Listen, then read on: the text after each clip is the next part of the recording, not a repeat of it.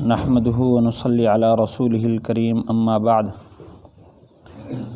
اعوذ باللہ من الشیطان الرجیم بسم اللہ الرحمن الرحیم قال انذرنی الی یوم یبعثون قال انک من المنظرین۔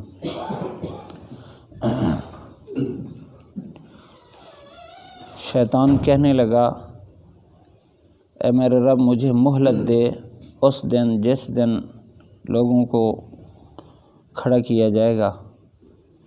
فرمایا کہ تجھے مہلت ہے۔ واقعہ چل رہا ہے ہبط شیطان کا کہ جب آدم علیہ السلام کو سجدہ کرنے کا حکم ہوا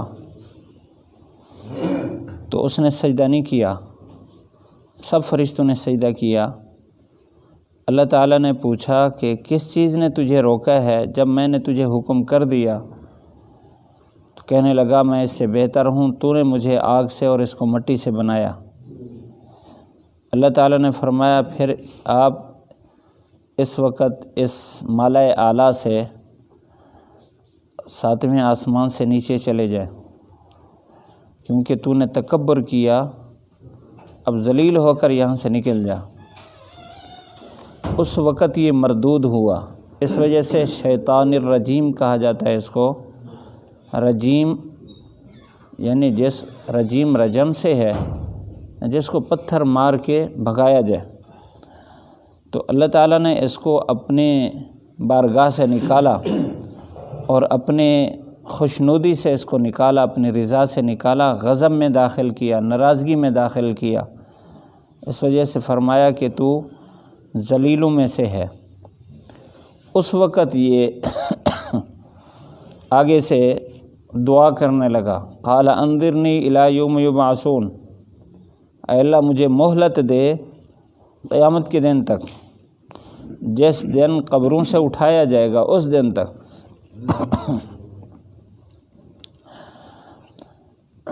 اللہ تعالیٰ نے فرمایا تجھے مہلت ہے۔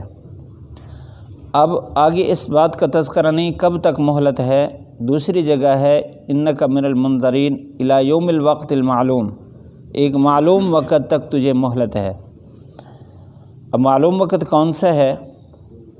مفسرین فرماتے ہیں کہ اس نے تو مہلت مانگی تھی کہ مجھے جس دن سب کو کھڑا کیا جائے اس دن کھڑا کیا جائے، یعنی مجھے موت نہ آئے، مجھے اس وقت تک مہلت دے دی جائے، اس کے بعد پھر آپ چاہے مجھے پکڑ لیں۔ اللہ تعالیٰ نے اس کو موت کے دروازے تک لا کر کھڑا کیا ہے، کیونکہ اس جہان پر ایک دفعہ فنا ہے۔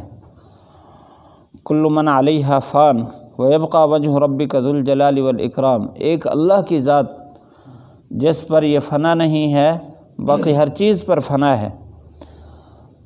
اب وہ دن آنے والا ہے، وہ دن ہے جس دن سور پھونکا جائے گا۔ سور 2 دفعہ پھونکا جائے گا، پہلی دفعہ جب پھونکا جائے گا تو اس وقت ساری مخلوق مر جائے گی، یہاں تک کہ فرشتے بھی، اللہ تعالیٰ ان کو بھی موت دے دے گا، اور 4 بڑے فرشتوں کو بھی اللہ تعالیٰ موت دے دے گا۔ اور پھر اس کے بعد ایک وقت گزرے گا، وہ اللہ ہی جانتا ہے اس کی مدت کتنا ہے، جس میں اللہ تعالیٰ یہ سوال بھی کریں گے لمن الملک اليوم، آج کس کی بادشاہت ہے؟ تو ساری مخلوق پر موت ہوگی، کوئی نفس باقی نہیں ہوگا۔ تو پھر اللہ تعالیٰ فرمائیں گے للہ الواحد القہار، آج ایک اکیلے اللہ کی بادشاہت ہے۔ اگرچہ بادشاہت پہلے بھی اللہ کی ہے، لیکن لوگوں کی طرف بادشاہت کی جو عارضی نسبت ہے، اس وجہ سے لوگ یہ کہتے ہیں میں بھی بادشاہ ہوں، میں بھی مالک ہوں، میں بھی زندہ ہوں۔ اس وقت اس ظاہری اور عارضی ملکیت پر بھی فنا ہوگا اور عارضی بادشاہت پر بھی فنا ہوگا۔ تو اس وجہ سے کوئی بھی جواب نہیں دے گا جب سب پر موت ہوگی۔ اللہ تعالیٰ خود فرمائیں گے کہ میں ہوں آج سب کا بادشاہ۔ اس کے بعد پھر اللہ تعالیٰ سب سے پہلے اسرافیل علیہ السلام کو کھڑا کریں گے، پھر وہ سور پھونکیں گے، سارے کے سارے فرشتے بھی دوبارہ ان کو حیات ملے گی، انسان اور جنات بھی۔ تو یہ اس نے اس دن تک مہلت مانگی کہ مجھے موت نہ آئے، لیکن اللہ تعالیٰ نے اگلے نفخہ ثانیہ تک اس کو مہلت نہیں دی، پہلے نفخہ تک اس کو مہلت دی۔ اب مفسرین فرماتے ہیں کہ اس کی جو مہلت ہے جب وہ ختم ہوگی اس وقت صورتحال اس کی عجیب ہوگی۔ اب تو اللہ تعالیٰ کی طرف سے اس کو سارے مناظر دکھائے جا رہے ہیں کہ نافرمانوں کے ساتھ کیا ہو رہا ہے۔ اس نے قوم عاد کو ہلاک ہوتے دیکھا، قوم سمود کو ہلاک ہوتے دیکھا، قوم نوح کو ہلاک ہوتے دیکھا، سب کو ہلاک ہوتے دیکھا، اور اس کو پتہ ہے اللہ تعالیٰ کی پکڑ کتنا بڑی ہے، لیکن اتنا سرکش ہو چکا کہ اس کو کسی چیز کی پرواہ نہیں ہے، کسی چیز سے نصیحت نہیں حاصل کرتا۔ تو جب توبہ کا دروازہ بند ہونے لگے گا، حدیث شریف میں آپ صلی اللہ علیہ وسلم نے فرمایا کہ مغرب کی طرف اللہ تعالیٰ نے ایک دروازہ بنایا ہے جس کی چوڑائی 70 سال کی مسافت کی ہے، اور وہ توبہ کا دروازہ ہے، یعنی اس میں ساری مخلوق بھی چلی جائے تو سما جائے گی، ساری مخلوق بھی توبہ کر کے وہاں سے گزر جائے تو، لیکن جس دن سورج مغرب کی طرف سے طلوع ہوگا اس دن وہ دروازہ بند کر دیا جائے گا۔ اور ایک دفعہ اس نے بھی کہا تھا کہ یا اللہ، جب اللہ تعالیٰ نے اس کو راندہ درگاہ کیا، اس نے کہا کہ وعزتک لأغوین خلقک، میں تیری ساری مخلوق کو گمراہ کروں گا تیری عزت کی قسم۔ اللہ تعالیٰ نے جواب میں فرمایا کہ وعزتی و جلالی و ارتفاعی مکانی، کہ میری عزت کی قسم، میری جلال کی قسم اور میرے بلند مرتبے کی قسم، جب تک مغرب کی طرف سے سورج طلوع نہیں ہوتا، جو مجھ سے توبہ کرتا رہے گا، معافی مانگتا رہے گا، میں اس کو بخشتا رہوں گا جب تک یہ میرے سے استغفار کرتے رہیں گے۔ اس نے ایک قسم اٹھا کر کہا، اللہ تعالیٰ نے 3 قسمیں اٹھا کر جواب دیا۔ تو بہرحال اس وقت اس کو مہلت ہے۔ بعض فرماتے ہیں کہ جب یاجوج ماجوج کھڑے ہوں گے تو اس وقت پھر اس کو احساس ہوگا، کیونکہ اس وقت دروازے بند ہو جائیں گے، قیامت کی قریبی نشانیاں ظاہر ہونے شروع ہو جائیں گی، اور پھر یہ کیا کرے گا، کہے گا کہ یا اللہ، اب جس چیز کا تو مجھے حکم کرتا ہے میں اسی کو سجدہ کرتا ہوں۔ حضرت ابن عباس رضی اللہ تعالیٰ عنہ کی روایت ہے روح المعانی میں، اللہ تعالیٰ فرمائیں گے کہ اب تو مہلت ختم ہو چکی، آدم علیہ السلام کو سجدہ کرنے کا حکم ہوا تو نے سجدہ نہ کیا، وہ بھی اللہ کا حکم تھا، اب کسی چیز کو بھی سجدہ کرے گا تو تیرا سجدہ قبول نہیں ہے۔ پھر یہ اللہ تعالیٰ کو سجدہ کرے گا، جب اللہ کو سجدہ کرے گا تو اس وقت اس کا سجدہ قبول نہیں ہوگا، یہاں تک کہ صفا سے ایک دابہ نکلے گا، ایک جانور نکلے گا جو انسانوں کی طرح بولتا ہوگا، اور وہی دابہ اس کو اس حالت میں قتل کرے گا، مارے گا کہ یہ سجدے میں ہوگا۔ اللہ تعالیٰ اس وقت اس کو موت دے گا، بس وہ اس کی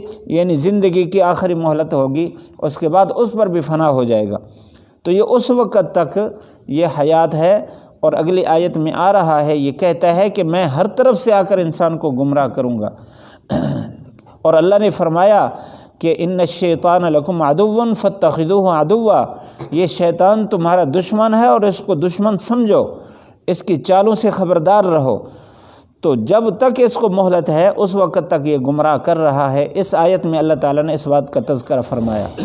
یہاں ایک اشکال ہوتا ہے کہ یہ تو راندہ درگاہ ہوا، اللہ کی دربار سے مردود ہوا، اللہ کی رضا سے نکل گیا، یہ تو غضب میں آ گیا، اللہ کے دشمنوں میں شامل ہو گیا، پھر اس کی دعا قبول ہو رہی ہے۔ ایک تو اس سے یہ سبق ملتا ہے کہ اللہ تعالیٰ ہر بندے کی سنتا ہے، یہاں تک کہ کافر کی بھی سنتا ہے۔ تفسیر ابن کثیر میں یہ روایت ہے کہ ایک دفعہ فرعون بھی جب اس کے دریا خشک ہوا تو قوم آئی کہ آپ تو ہمارے رب ہیں، تو دریا خشک ہو رہا ہے، ہماری کھیتیاں، ہمارے باغات، اور ہم خود پیاسے ہیں، جانور پیاسے ہیں، تو دریا تو چلا دیجیے۔ اس نے کہا ٹھیک ہے، میں کل چلا دوں گا۔ تو سارے کے سارے جب چلے گئے تو اندھیرا چھا گیا، تو یہ اندھیرے میں اللہ کے سامنے سربہ سجود ہوا اور مانگا کہ یا اللہ تجھے پتہ ہے میں تیرا نافرمان ہوں، رب تو تو ہے، میں تو لوگوں کو دھوکے دینے والا ہوں، تو ہی چلانے والا ہے، مہربانی فرما اس کو چلا دے، میری عزت باقی رکھ۔ تو اللہ تعالیٰ نے اس فرعون کی بات کو بھی مان لیا، دعا قبول کر لی اور دریا کو چلا دیا۔ کافر کی دعا بھی اللہ تعالیٰ قبول کر لیتا ہے۔ شیطان اگر اس کی دعا قبول کی ہے تو یہ اس کی مقبولیت کی دلیل نہیں ہے، اس سے ہمارے لیے بھی ایک سبق ہے، وہ یہ کہ اگر گناہ کے باوجود ہماری دعا قبول ہو رہی ہے، یہ دلیل نہیں ہے کہ ہم پہنچ گئے، ہم ولی اللہ بن گئے۔ ولی اللہ تب بنے گا جب اللہ کی نافرمانی کو چھوڑے گا۔ ایک آدمی اللہ تعالیٰ کی نافرمانی بھی کرتا رہے اور پھر دوست بھی رہے، یہ تو دنیا کے اصول کے بھی خلاف ہے۔ ایمان، اعمال صالحہ اور سنت طریقے پر جو زندگی گزار رہا ہے وہ اللہ کا ولی ہے، چاہے اس کی دعائیں یہاں قبول ہو رہی ہوں یا خزانہ کی جا رہی ہوں۔ اور اگر اللہ کی نافرمانی کر رہا ہے اور گناہ میں ملوث ہے اور ہاتھ اٹھاتا ہے، اس کی دعا قبول ہو جاتی ہے، تو یہ اس کی ولایت کی دلیل نہیں ہے۔ شیطان تو سب سے بڑا دشمن ہے، اس کی دعا قبول ہوئی، اور ایسی دعا قبول ہوئی، ایسی دعا تو کسی کی بھی قبول نہیں ہے کہ مجھے اتنا لمبی زندگی دے دے۔ اللہ تعالیٰ نے جو وقت لکھا ہے اس وقت تک وہ زندہ رہتا ہے، چاہے وہ زندگی کی دعا مانگے اللہ تعالیٰ اس کو موت دے دیتا ہے۔ تو بہرحال ہمارے لیے اس میں سبق ہے، ہم ایک تو اس کے چالوں سے خبردار رہیں کہ وہ مہلت مانگ کر ہمیں گمراہ کرنا چاہ رہا ہے۔ دوسری بات یہ ہے کہ اصل زندگی ایمان اعمال کی زندگی ہے، اگر دعا قبول ہو رہی ہے گناہوں کے باوجود تو ہمیں خبردار ہونا چاہیے۔ اللہ تعالی ہم سب کو عمل کرنے کی توفیق نصیب فرمائے۔ پڑھ لیجئے، قال انظرنی الی یوم یبعثون قال انک من المنظرین۔ قال، اللہ تعالیٰ نے، شیطان نے کہا، انظرنی، مجھے مہلت دے، الی یومی، اس دن تک، یبعثون، جس دن سب کو کھڑا کیا جائے گا۔ قال، اللہ تعالیٰ نے فرمایا، انک، بے شک تو، من المنظرین، مہلت دیے ہوئوں میں سے ہے، یعنی تجھے مہلت ہے۔ الحمدللہ رب العالمین، والصلاة والسلام علی سید الانبیاء والمرسلین۔ ربنا آتنا فی الدنیا حسنہ وفی الآخرۃ حسنہ وقنا عذاب النار۔ یا اللہ یا رحمن یا رحیم یا ارحم الراحمین۔ یا اللہ ہم سب کی بخشش فرما، ہم سب کے سارے گناہ معاف فرما، اپنی محبت، اپنا تعلق، اپنا قرب نصیب فرما، اپنے نام کی لذت سرور نصیب فرما، ہمیں کامل ایمان نصیب فرما، اعمال صالحہ نصیب فرما۔ یا اللہ ہمیں گناہوں سے دور فرما، اپنی نافرمانی سے بچا۔ یا اللہ شیطان کے دھوکوں سے ہمیں بچا، شیطان کے ورغلانے سے بچا۔ یا اللہ ہم انسان ہیں، نسیان سے ہیں، بھول جاتے ہیں، ہماری بھول کو معاف فرما۔ یا اللہ ہماری خطاؤں کو معاف فرما۔ یا اللہ ہماری کمزوریوں کو معاف فرما، ہماری بداعمالیاں جو ہم سے ہو چکی ہیں تو معاف فرما۔ اپنے کرم سے، فضل سے ہم سب کی بخشش فرما۔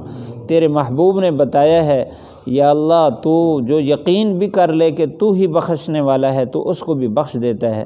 ہمیں یقین ہے کہ تو ہی بخشنے والا ہے، بخشنے کی قدرت صرف تیرے پاس ہے۔ یا اللہ تو ہم سب کے سارے گناہ معاف فرما، تیرے علاوہ کسی کے ہاں بھی بخشش کا فیصلہ نہیں ہے۔ یا اللہ تو ہی بخشش کا فیصلہ کرنے والا ہے۔ ہم سب کے چھوٹے بڑے، ظاہری باطنی، جن کو ہم نے گناہ سمجھا اور تیرے ہاں بھی وہ گناہ ہے، وہ بھی معاف فرما۔ جو تیرے ہاں گناہ ہے ہم نے اس کو گناہ نہیں سمجھا، یا اللہ وہ بھی معاف فرما۔ ربنا آتنا فی الدنیا حسنہ وفی الآخرۃ حسنۃ وقنا عذاب النار۔ وصلی اللہ تعالی علی خیر خلقہ محمد وآلہ وصحبہ اجمعین برحمتک۔